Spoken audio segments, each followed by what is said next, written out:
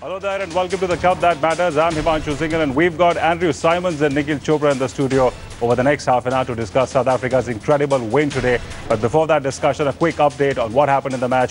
South Africa have qualified for the World Cup semis after beating Sri Lanka by 9 wickets at Sydney in their quarter-final earlier today. Chasing a target of 134, the Proteas won without much trouble against Sri Lanka after they were put in a strong position by JP Duminy, who took a hat-trick, the second in this World Cup and the 9th overall in World Cup events. Sri Lanka won the toss and decided to bat first. The South African bowlers bowled with discipline and purpose, and some hostile bowling saw the Lankans reduced to 81 for 4 in 23 overs. Duminy then ensured there wasn't any fight back as he dismissed Matthew Kulasekara and Kaushal in quick succession to reduce the Lankans from 114 for 4 to 116 to 8. A solid half-century by Quinton de Kock that ensured an easy victory for South Africa. The Proteas will now face the winner of the fourth quarter-final between West Indies and New Zealand in the semi-final at Auckland. All right, let me start with you, Andrew, first of all. What do you think was a turning point for South Africa in this game? Oh, I think the early wickets really choked Sri Lanka. They bowled very well the new ball. They looked threatening, and as you know, they did bowl with purpose and used the new ball well. And then those 2 early wickets puts pressure on the middle order, so they can't launch at the spinners. So they're unsuccessful there, and the spinners just completely blew them off the park. They had, only about 5 minutes of a rejuvenation sort of period, and then after that it was just wicket after wicket after wicket. And when that's happening, as we all know, you can't build any sort of a total with the wickets just falling around you like that. So a difficult situation for Sangakkara. He was sort of stuck between a rock and a hard place. He didn't have much choice because no one really wanted to hang in there with him and try and build some sort of a total. So a real shame for him to go out like that, but what a player. Nikhil, I'm sure you'd be really happy with JP Duminy's success today. Would you really call him, first of all, a full-time spinner? And obviously, I'm sure it would be heartening for you to see the way he bowled today. Well, I wouldn't call him a regular bowler. He's done a good job, decent job in international cricket. He's gone about things in a very simple manner. At the end of the day, there wasn't a lot of turn. All he had to do was just put the ball in the spot. Don't give width to the batsmen. Don't allow them to get onto that back foot. And because of the kind of pressure that was brought on to the Sri Lankan batsmen, because of some fantastic bowling right up front with the new ball. So it was the pressure that allowed Duminy to go out there and bowl his quota of overs. And the good thing is, he was just doing his job simple. He was putting it right out there in the middle within the stumps. The batsman missed, he was hitting. I just think that bad shots or bad selection of shots by the Sri Lankan batsman, and I'm happy for him that he's at least got a hat-trick to his name. Andrew, do you think South Africa finally got rid of the chokers tag? Or would you want to observe them in the semis before drawing a conclusion on that? Yeah, absolutely. You don't win a World Cup. Excuse me, you don't win a World Cup by winning a quarter-final.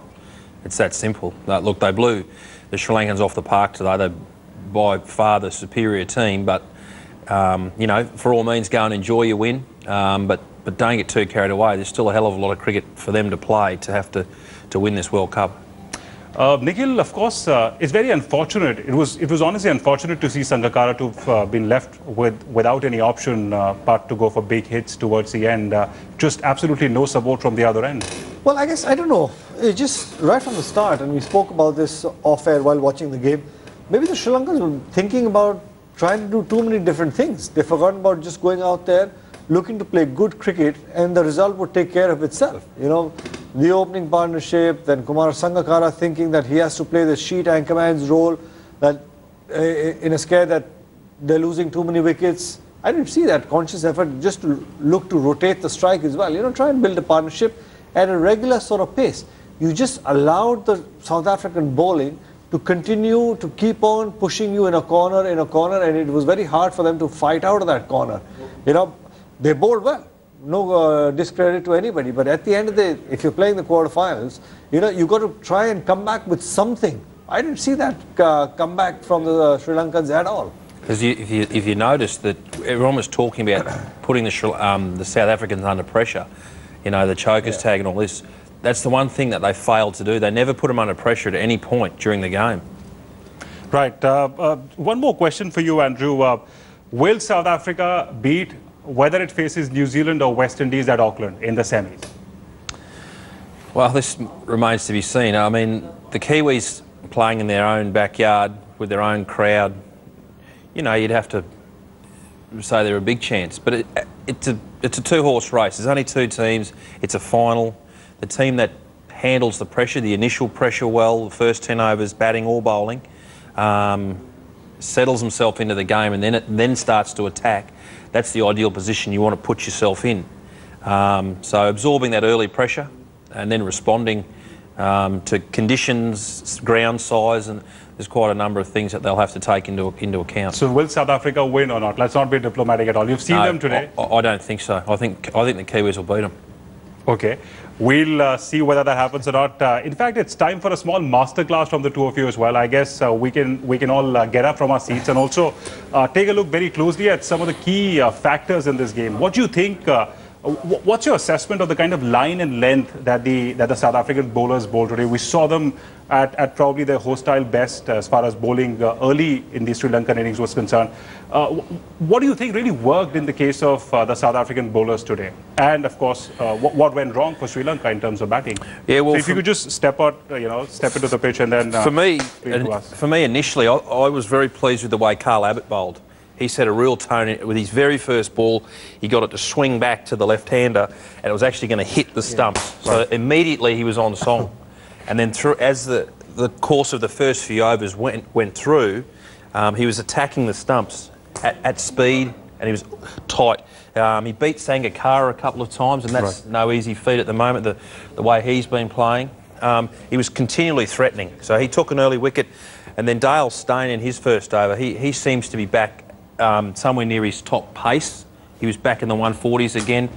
His first over was good too, caught the edge a number of times down a third man, didn't pick up a wicket, but shortly after he did, he removed, who did he get out? Dilshan, is it? Dilshan, yeah, had Dilshan pushing outside of stump. But the good thing is that he's staying today. We saw him to get the ball to move. We haven't seen that a lot. He wasn't getting the ball to go away from the right-hander. At least we saw the good seam position and he got that ball to swing. I think that is such a big plus point for him. Otherwise, we always see him, and we spoke about this, he's always coming to attack the batsman, even with the new ball, sometimes when he's bowling short, with the cross seam. What sort of a length, you would say, the South African bowlers bowled today? Do you think they bowled just the perfect length to tease as well as test the Sri Lankan batsmen today? Yeah, well, you can always judge if the quicks have got their length right, whether they're bringing the slips and the keeper into play. And today, as I said, Abbott and I would request my producer to probably show the ball in close as a close-up, if possible. Right. Abbott and Steyn initially early on, they drew the Sri Lankan batsman forward. Right. And as we saw, we had the first wicket caught at slip, and the second wicket caught behind, sorry, and the second wicket was caught at second slip. Right. Ball's full enough to allow it to swing, brings keeper and slips into play. That's the best way to start with a new white ball. Nikhil, you would probably be in the best position to explain to us what really worked in favour of Imran Tahir. He's taken 15 wickets so far in the World Cup. He's been amongst one of the best spinners as far as this particular tournament is concerned. What do you think is really, what's the kind of line and length that he's bowled that has really fetched him all the wickets? And what do you think has really worked in his favour so far? Well, I guess Imran We of course have Andrew in the batting position, and you could probably demonstrate for us, the kind of variation that he's had. If Andrew's the right-hander, and we've seen Jayawardene when he was batting as well. Right. He's looking to pitch it within the stumps. He didn't allow Jayawardene to go out there, play off the back foot, or use the width that you need to play any leg spinner to try and get him towards point or third man. He was very well within the stumps as well. So he was forced to keep playing straight and keep playing straight. And somewhere I thought Jayawardene wasn't really picking him off the hand as well. He's kept it similar. He's not the biggest turner of that cricket ball, but he's attacking the stumps. Sometimes, you got to leave cricket, don't overcomplicate things, Himanshu. If there's not a lot happening within the 22 yards in terms of wicket or purchase, you need to just try and attack the stumps. Sometimes the batsmen make mistakes, and you should be in a position, or the cricket ball should be in a position to go out there and hit the stumps, or actually go out there and hit the pads and try and look for an LBW as well. And when you're bowling a good line and length, these three fielders are your key for any right-handed batsman against the leg spinner. Your short third, your point, and also your man standing at cover. Because each time the batsman goes forward, your man standing at point has already taken off. Right. Because each time he's looking to defend, the ball's off the surface of the bat. Once it spins, it's going to go predominantly towards the point fielder. Right. And that's where he stops that one. The number of dot balls you create against the batsman will force him to go out there and play a false throw. And I think that's what's worked in Imran Tahir's favour. Let's now move on to the two big guys today. JP Duminy, of course, got a hat-trick, and Kumara Sangakkara. We'll talk about him later, but let's start at the moment with JP Duminy. Andrew, what's your assessment of the way JP Duminy bowled? Of course, like Nikhil said, he's not a full-time spinner. He got lucky today. But do you think he was bowling to a plan? There was something more to it than just pure luck? Absolutely. For a part-time bowler, he can't have a huge range of variety because his skills are probably not quite in the level where he's a full-time bowler. So he kept it very simple today. As Nikhil said, he worked his line, worked out his length. What sort of a length do you think he was sticking to? Well, he wanted to bowl back of a length. Right. He wanted to bowl back of a length. Just so the batsman couldn't easily just knock him down the ground for singles. Right. So his length was very good. Right. And he caught a couple of the Sri Lankan batsmen on the crease, LBW, and caught behind. Right. And his speed through the air was good today. He let the ball hang in the air slightly. He wasn't pushing it through too quickly. He was making the Sri Lankan batsmen have to put the pace on the ball and hit it past their inner fielders. So he bowled smart today. You know, he didn't spin the ball greatly, but he bowled clever. Right, Nikhil, if you could just grip the ball in your hands and just show for the benefit of our viewers, maybe looking at that camera, exactly how JP Duminy really delivered the ball and what exactly worked in his favour today. For like any off spinner, the conventional off spin grip, when you're getting the ball to actually get the revolutions in the air, if he's a right-handed batsman, it would go from the offside to the onside, from say the off stump towards fine leg, and that's how the ball will rotate. The number of revolutions you get on that cricket ball will pitch. If there's any sort of grip off the wicket, that's when you get some turn. Now Duminy obviously wasn't getting the revolutions, but like Andrew just said, it's the speed in the air that made Angelo Matthews dance down the track and try and get him from outside off stump towards the onside, and that's where he got caught at mid-wicket. The rest of the deliveries, if you see, when the batsmen were playing forward, they all missed. They were playing for the off spinner. He just pitched and went straight. The caught behind and the one within the stumps as well. Those 3 wickets, they were looking for the off spinner, but it wasn't there because Duminy is not a big turner of the ball. Kumara Sangakkara, 541 runs in 7 matches. I've also got some other stats here with me. 14,234 runs in 404 ODI matches. A legend and clearly an incredible cricketer. Yeah, I'd say he's in the great category. His longevity, playing over 400 one-day internationals, it's incredible as a all-rounder and a wicket-keeper. I'm thinking purely physically, the way that he's been able to keep himself on the ground, playing relatively uninjured, incredibly fit, strong man, and batting and keeping for that period of time is incredible. And to achieve, that many runs over that long, also incredible. Having played against him many times, he was always a player you needed to get out to have a good night against Sri Lanka, and that he shows a real quality as a gentleman as well. He's well respected all around the world for the way he plays his cricket as well. So a career that he should really celebrate. He should be very proud of himself, and an incredible cricketer. Right, tell you what, since you've played several times against him, why don't you just demonstrate for us the way Sanga has played so far, and what's really worked in his favour, what hasn't, maybe just with a left-hander's stance. And Nikhil can also briefly touch upon the kind of line and length that he's enjoyed having for lunch and breakfast. I can throw down a couple of balls. For sure. So what do you think, what sort of a line and length has he really enjoyed as far as the opposition bowlers are concerned, and what do you think, which are the strong areas, which are the areas where he's really scored so far in the World Cup and in his career? The thing with Kumar is he's such a complete player. Right.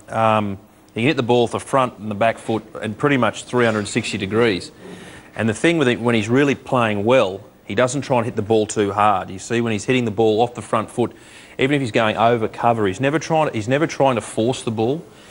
Very rarely used to see him play like this unless he was sweeping. So his ability to time the ball, and he's always had time to hit the ball when they bowled short. You know, his game developed well there in the second half of his career, and he played the ball into the leg side off the quicks very well. So he became such a complete player. He's always very difficult to bowl to. That's why I said earlier that he was one of those men you needed to get out early in a game, otherwise he had the ability to take the game away from you. Nikhil, probably you would be able to demonstrate for us to an extent what sort of bowling did he really enjoy the most, and the kind of line and length that he used to really enjoy the most that would help him score more runs. Well, I guess imagine somebody who's played over 400 games. You know, he's got to be technically super sound. You know, and you look at that even in the Test matches for Kumar Sangakkara as well. No matter who the bowler is, whether it's a top quality spinner, top quality fast bowler, he's so solid with his defense, it's hard to get him out. And like Andrew said, you never see him play, even if he's in a spot of bother in the one days, you never see him throw the bat at anything towards cow corner. He's so, you know, methodical in his shot process. Right. He's looking to time that cricket ball as well. And for a spinner, it gets all the more difficult when you're trying to break the defenses of somebody and he's troubling you, you know, finding the gaps, looking to rotate the strike, how to build a partnership, how to go about from 20s to convert that start. He's been a phenomenal player. You know, you get him to play defense, he'll play late. He'll never overcome it on the front foot as well. He'll hang back slightly. He'll wait for the ball and then push the ball in the gaps with very slight hands. Right. So he's been that sort of a player that has troubled most bowlers from around the world. Right, let's also briefly touch upon the marquee players today who failed to deliver. Jayawardene, of course, Tilak Ratne, Dilshan, we expected them to deliver, but they just couldn't. Where do you think, which are the areas where they faltered today? Well, to be honest with you, the Sri Lankans looked a bit edgy early on. And Dilshan, well, he pushed at a ball that was on the rise. It was a good ball, but it was a ball he probably could have let go, or just as Nikhil was talking about, just played it later and let it run down to third man. But he pushed at it, right, and it carried to slip, and he was out. And he took a while to get off the mark, which is very uncharacteristic for him. That's why I say that they did look a bit edgy, the Sri Lankans, today early on. Can you drop a few balls here and demonstrate for us the way the South Africans bowled to these two batsmen and eventually got them out as well and put them into trouble as well during the match? Well, the ball that Dilshan got out on was a fairly stock standard ball. It was, you know, slightly outside off stump, and he sort of spread his feet and got caught trying to force a ball that was rising. Which obviously, if you're trying to force, it helps the ball carry to slip, and that ball just got to slip. If it had been just with a bit softer hands, the ball may have died and bounced before it got to slip, and that may have saved him. Because he tried to force it, the ball carried it, and it was a good catch. So, right. But all right, gentlemen, thanks a lot for joining us on the show. Well, that's all we have on the show. News and updates continue on Headlines Today. Hi, I'm Chetan Bhagat, and I just want to wish Team India best of luck. They are on a roll, so it looks like luck is on their side. I just hope that remains for a few more days and we get the cup, or I guess we keep the cup. Team India is doing a great job at the World Cup, so let's bring the cup back.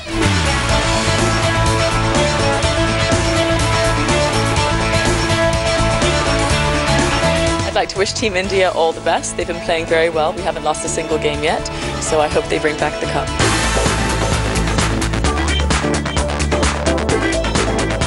To all the boys from our team, make sure you bring it back, and all the best. Good luck.